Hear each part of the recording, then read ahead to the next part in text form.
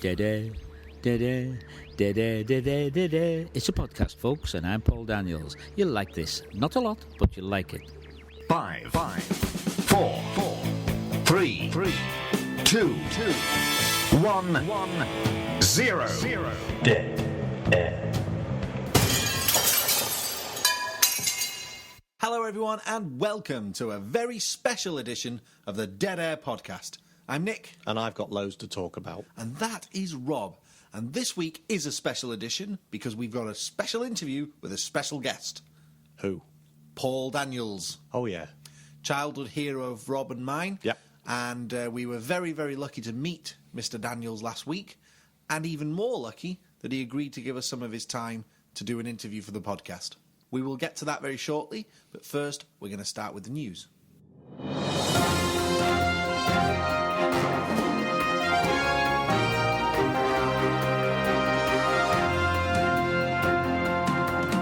After 37 years, Microsoft has made a computer. Yes, this is the story. Whoa. Hang on. Microsoft have made their first computer. Surely they are being the experts in all things computer related. They've got a case and a motherboard, there's a bit of memory and put a hard drive in it. Even 15-year-old kids in their bedrooms have been making computers. They've only just made their first computers. That's it. No wonder Apple's doing so well. As difficult as it is to believe, Microsoft have never made a computer in their history. That's amazing. They only make software. So how did they test all their software? By getting other companies to make computers and putting their software on it. What, like Dell? Dell, HP, Gateway, Lenovo, IBM, all these other companies, they all use Microsoft. That's crazy. So what have they called this new computer? The Surface. The Surface? It's because, you know the iPad? Yeah. It's a bit like an iPad. Right. But it has a keyboard that connects to it to make it into a kind of laptop. Okay. But you can connect a keyboard and mouse and screen to it and use it like a normal computer. Does it have the new Windows 8 operating system It on has it? Windows 8 on it, which is the whole point of it. But hang on a minute, Windows 8 isn't that good. We're going to talk about Windows 8 a lot in this podcast because it just came out this week. But the point here is that Microsoft, although they've made hardware, like keyboards, do you remember the Microsoft keyboards that had the keys that were half and half? Yeah. And they were sort of angled and they were ergonomic? Do you remember those? The natural keyboard. That was it, the natural keyboard. Do you remember the Microsoft mouse? Yes. Very, very nice mouse. And the joystick. They made some nice joysticks. Yep. They, of course, make the Xbox 360. They make good webcams. They do make good webcams. So they do make some hardware. But they just don't know how to put a computer together. They've never made a computer. Wow. Now they have. No wonder Windows 8's no good. They spent all these years trying to make a computer and they've forgotten about making Windows 8. Well, I don't know about that. I mean, we're going to talk about Windows 8 later. Okay. But obviously the reason they've done this is in response to Apple, who are absolutely dominating with their iPad. Yes. And they've even brought out a new iPad this week, which is very clever timing. And a new laptop and a new computer. Yeah. So Microsoft take 37 years to make their first computer, and within 1 week, Apple have made 3 or 4. Well, Apple have had the edge for a long time, you see. So Microsoft have got a Surface, and Apple have got an Edge. This is the moment. This is the time. For Rob's tip of the week. People fed up of being scammed, having all their money taken out their bank accounts and stuff. Oh, online fraud. Yes. It's a big problem. I've come up with a really, really good idea to fool the fraudsters. Yes. You know all these social networking, which, where everyone gets all people's details from? Facebook. Yeah. What you need to do is change your date of birth in the Facebook so it doesn't actually tell people what your real date of birth is. So when they apply for your birth certificates to try and get your bank accounts and all the rest of it, they won't be able to find you. That's a brilliant idea.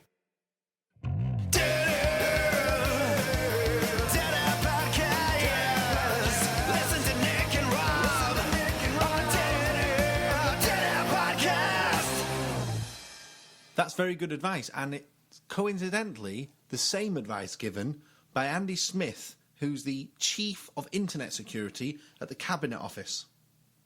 What, he gave the same advice? Exactly the same. He said... Hang on, has he hacked into my computer with all my notes on? I think he must have done.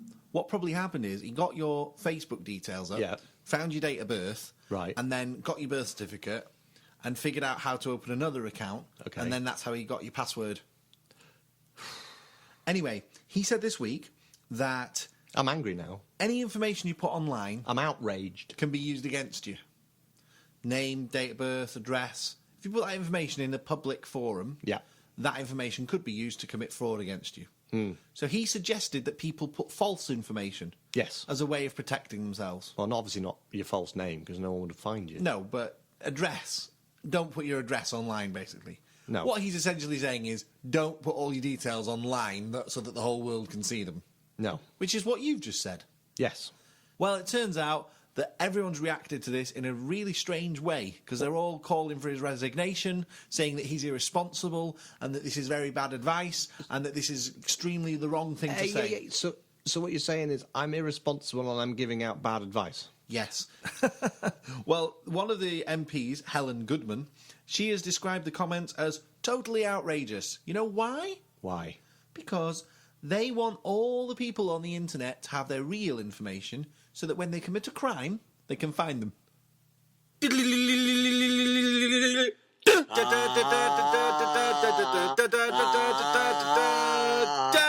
So I went to the opening night of Skyfall. Skyfall.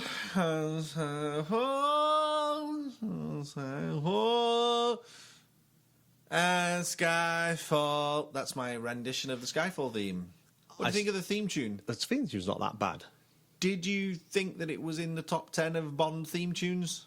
It's probably in the top 10 because I it's gotta quite be recent. honest, I don't like the theme tune. No? I think it's very weak. I'm not sure that you'd like the film either. I like the trailer. Makes the film look really exciting. I think it wasn't really a James Bond film. Did you attend the opening gala night premiere then? Might have done. With all the top stars? Yeah. Why didn't you interview someone for the podcast? Because we got Paul Daniels this week. Of course. And he's miles better. Obviously. How silly of me. Skyfall, it's a really weird film. Okay, in what way? Well, for a start, the name Skyfall, there's like only one minor reference to that. You know, in GoldenEye, it was all about GoldenEye. It was like this thing. Yeah, it was like a thing that controlled satellites. Yes. Yeah. Well, I'm not going to tell you what Skyfall And the man is. with the golden gun was about a man who had a golden gun. Yeah. I'm not going to tell you what Skyfall is. Okay. But I'll tell you in a roundabout sort of way why I'm sort of think it's a bit weird. Is it about the sky falling? Well, that's what you think. You think that James Bond film, he's going to save the planet. Some baddie has taken over some satellites that can take away the sky. Like a weather And he's, satellite? yeah, and he's holding the world to ransom. No, but let's just imagine that somebody in the film had a pet dog and his name was Skyfall. Let's call this film Skyfall. That's how irrelevant to the whole film Skyfall is. Interesting. So the film could have just been as likely to have been called Jasper Yes. or Fred. Fred. Bertie. Bertie, yeah, or Rover. Rover. That's a good one. Yep. So it could be James Bond in Rover. Yep. He had But he drives a BMW, doesn't he? he had some gadgets in this one. You missed that one. What? That was a good joke. I'll listen to it back and laugh. All right, carry on. He had some gadgets in this one. What's the best gadget? A radio tracker. Oh, like what I've got on my mobile phone? Yeah. Right. Anything else? He got a gun. Gun? Yep, good. Now let's talk about his gun. Okay, Why Walter is PPK. it James? Yeah. Why has he got the worst gun in the world? Is it the worst gun in the world? It's really small barreled, so it's totally inaccurate. Yeah, but come on. He's James Bond. I don't think he shot anybody in this film. And in fact, the film wasn't even about him anyway. Did he kiss any beautiful women? Probably. Oh, well, at least that's something. But it was packed. The whole cinema was packed. So it had gadgets, it had girls, and it had guns. If you can call So it was like a 3G a movie. radio tracking device a gadget, then yes, he did. And if you can call a gun another gadget, then yeah, he had that as well. Fair enough. So I'm going to give it 4 stars.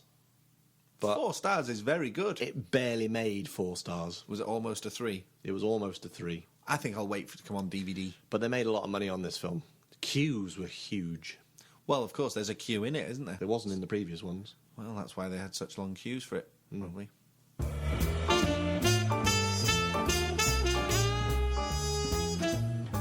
You don't have to be posh to listen to the Dead Air podcast.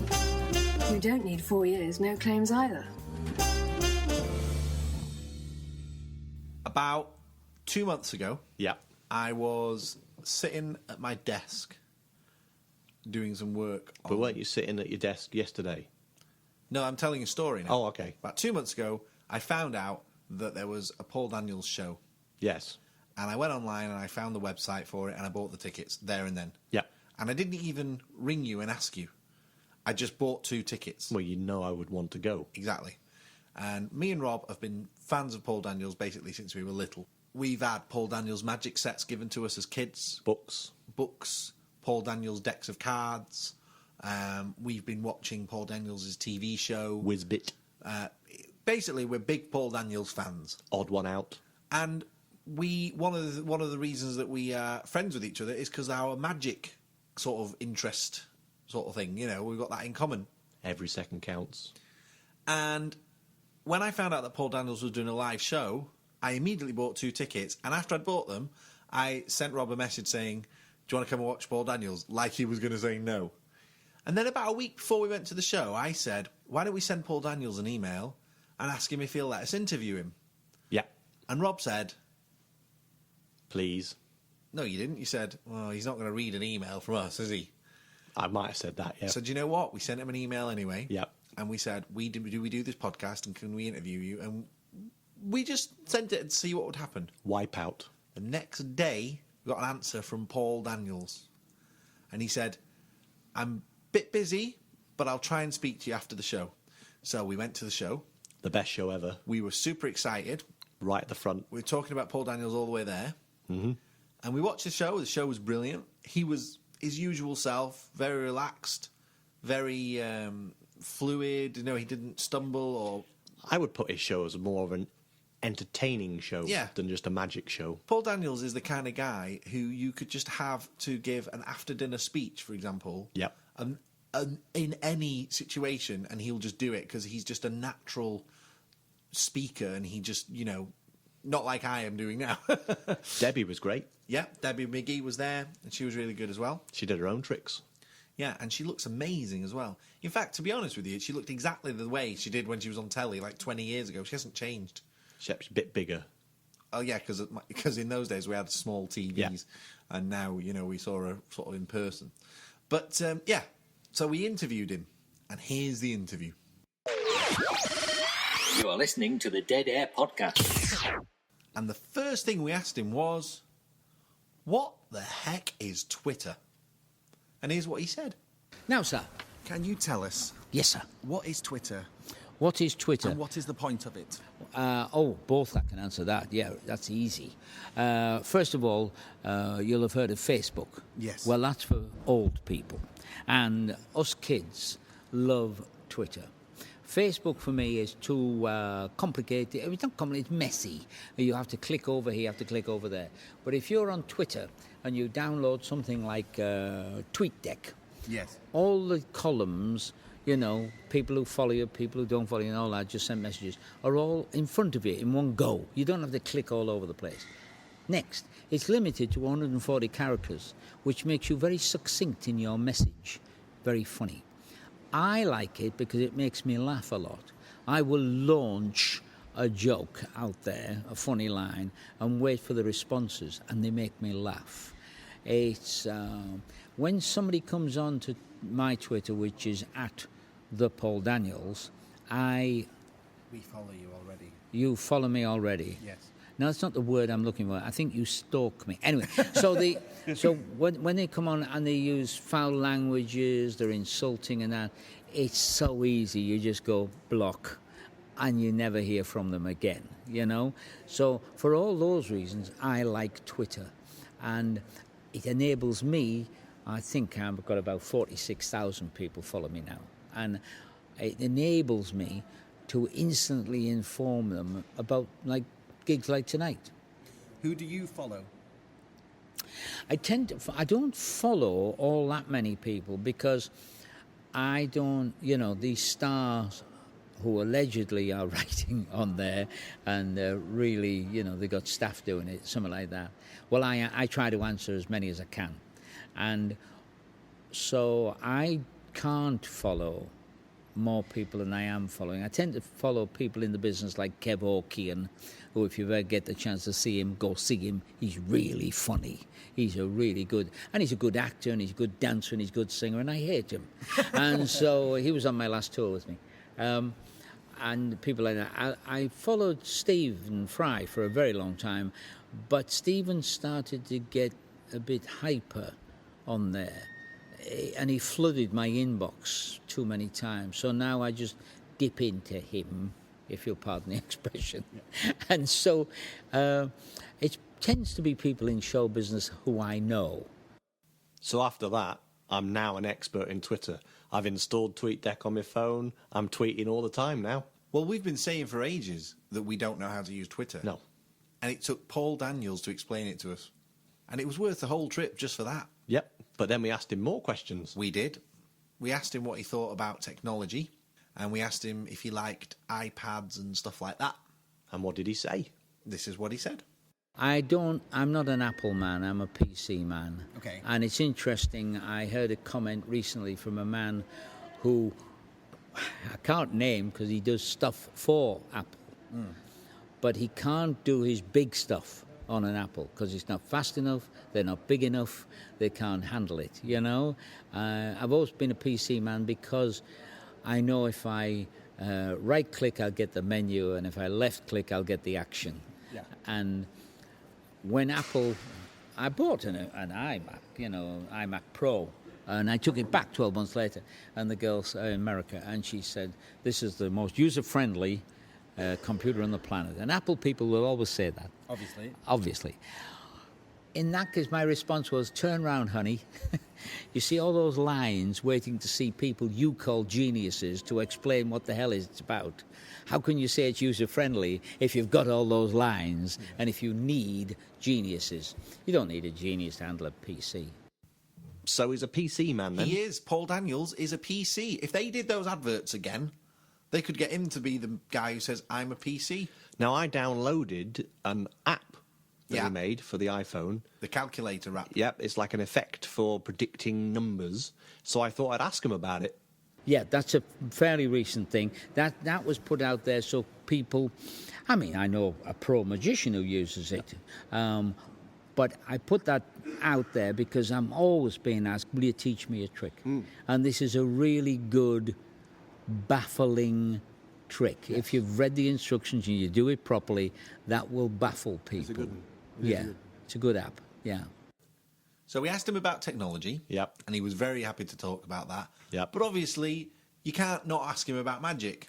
Well, I knew that Paul Daniels has got a good sense of humour. And there's a question I've always wanted to ask him.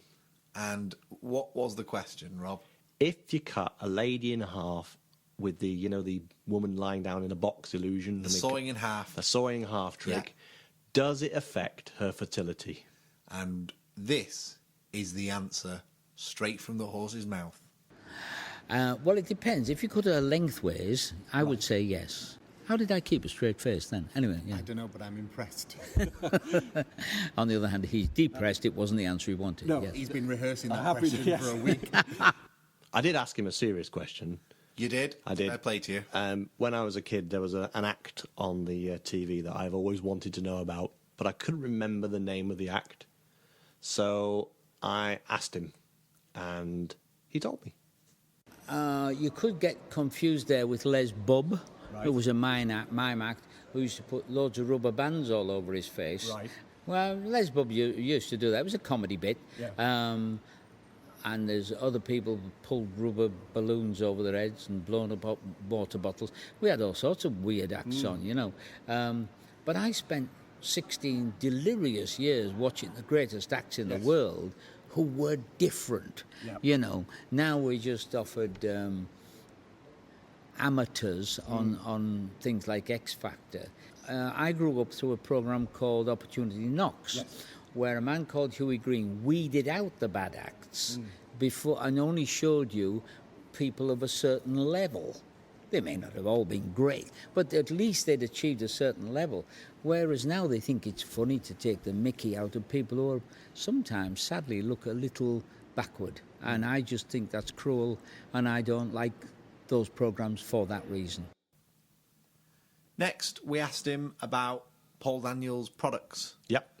And he told us a really good story about a computer game that he'd made. Yep. And he made a virus to go along with it. And here's the story. You won't have the Paul Daniels Magic Adventure, which put together for Atari. Right. You won't have that one, will you? I've heard of that one. No. That was evil. If you get your hands on it, be very, very careful, because it needed the dongle for it to operate. And if people copied it, there was something written into it so that the fella doing the copy, playing the copied version, it would actually wipe his computer. Is there no end to his talents? This guy's way ahead of his time. Wow. What, they should do that on software now. Yes. I hope he hasn't inserted some special phrase into his interview that will wipe our podcast. Like put big gaps in it?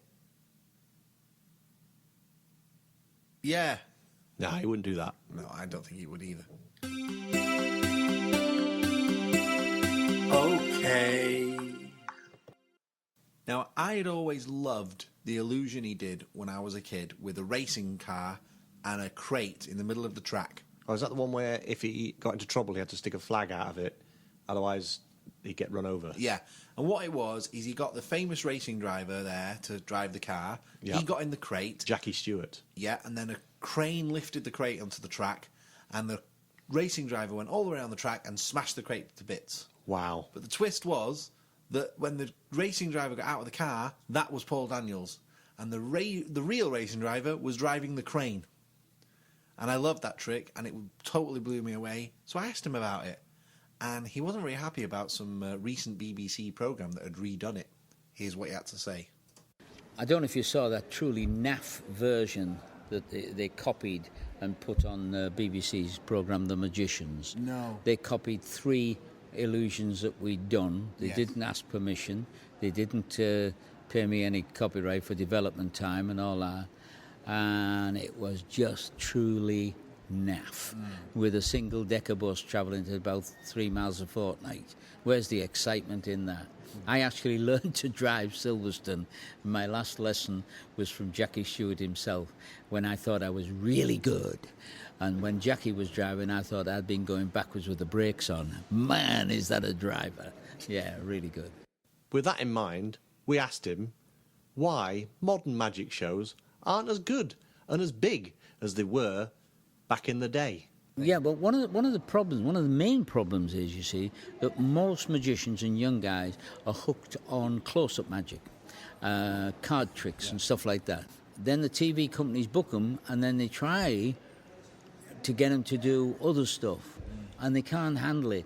And I'm doing all these seminars at the moment, trying to persuade young guys, particularly, to look at stuff off the top of a table. You know, you must read about all kinds of magic if you really want to be good. Because the illusions, oddly enough, which people think are the easiest to present, are the hardest. And they think, oh, no, it's a box, you open the lid. They say, no. You've got to know stagecraft. Yes. You know, you've got to know about lighting. You've got to know about music. You've got to know everything. It's much bigger theatre. And so I'm trying to get people to move out. And somebody will learn it all and maybe go, everything comes round. There'll be another guy. The problem is they don't really mix it up. I mean, I like David Copperfield, nice guy, but he only ever did one show a year, you know? Dynamo. I was with Dynamo and Blaine in Portugal a couple of months back, and they only do like one show every nuttons. Whereas we were churning them out every week at a high level because I had been brought up on a wide range of magic. I can just about do anything, you know, with magic. And that's not conceit, that's just training. Next, we asked him about performance techniques and the way that a magician actually delivers a trick. And was that the bit where I nearly killed him with the table? We were leaning on the table and it started rolling away from us and it almost crushed him. Yeah. So we almost killed Paul Daniels. Sorry. That would have been quite a big exclusive. Yeah. But luckily we didn't. We did not kill Paul Daniels, just to make that clear. Now, because this is an audio, I'll show you a trick. Well, what I'm saying is, if his hands are moving all over the place, like I just did, he is obviously doing the magic. Yes. You know what I mean? But supposing nothing happens, just supposing nothing happens. So when you do that, there's no movement at all. Just for the tape, that was one of the most amazing things I've that seen. was perfect. Yeah, the cards changed, and my hands didn't do anything.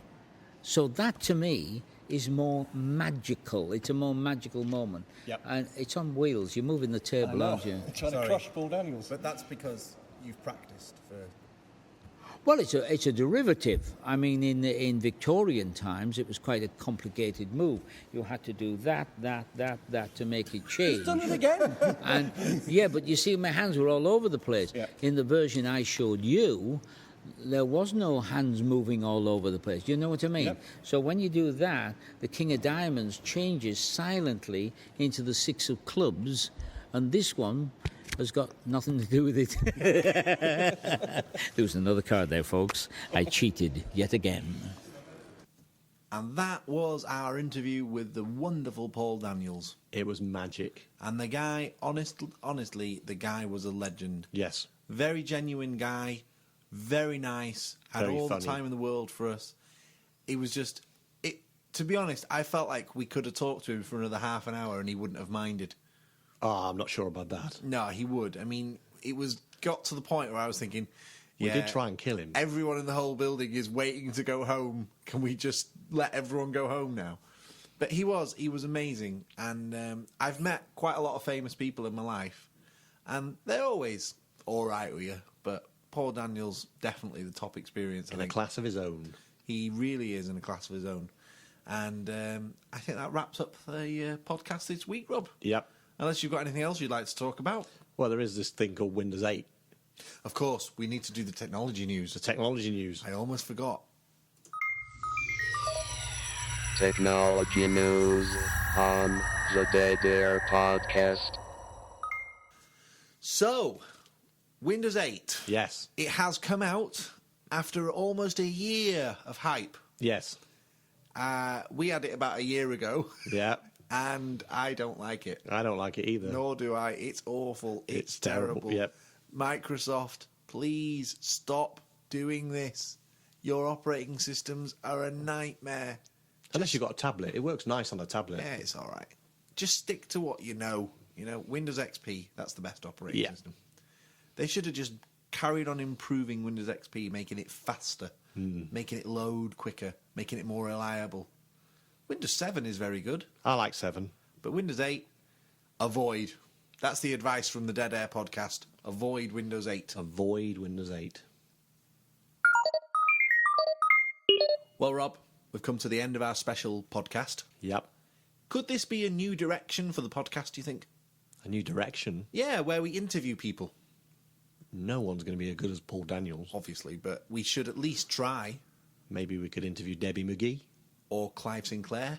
Clive Sinclair. He'd be a good one. He'd be a good one. We need to think of really interesting people that we can find and we can talk to them about what they think about technology and the way it's going. What about Alan Sugar?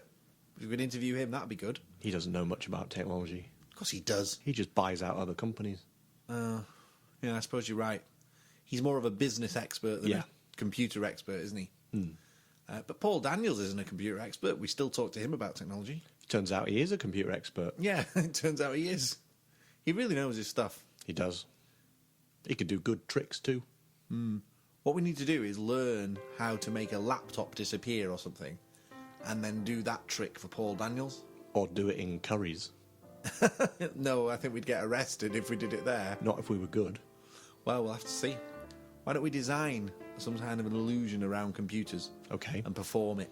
All we need is loads of time to practice, loads of equipment, loads of know-how, loads of money. And a big curtain.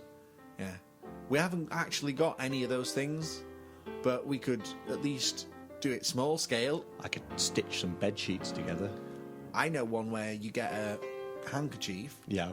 and you lie it on the top of the phone, and then you lift the handkerchief up really quickly and the phone disappears. Okay. But it's just because you hold it. through the handkerchief. You're not supposed to tell people how it's done. Oh, I'm sorry. Now you're going to be in trouble. I'm never going to get into the magic circle now. No, and Paul will never speak to you again. Can I take it back? You can always edit the podcast.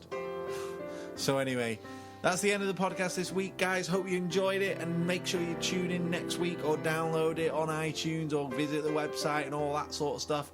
Rob, what do you want to say? Thanks, Paul. We love you, Paul. Good night.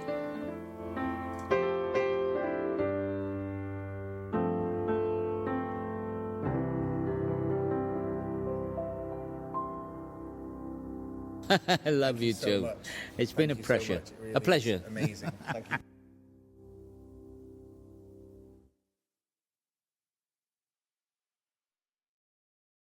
Joke about magic. Go on then. What do you call a magician without a wand? No idea. Anything you like. He can't do any spells on you. Magicians don't do spells, that's wizards. Don't ruin my joke.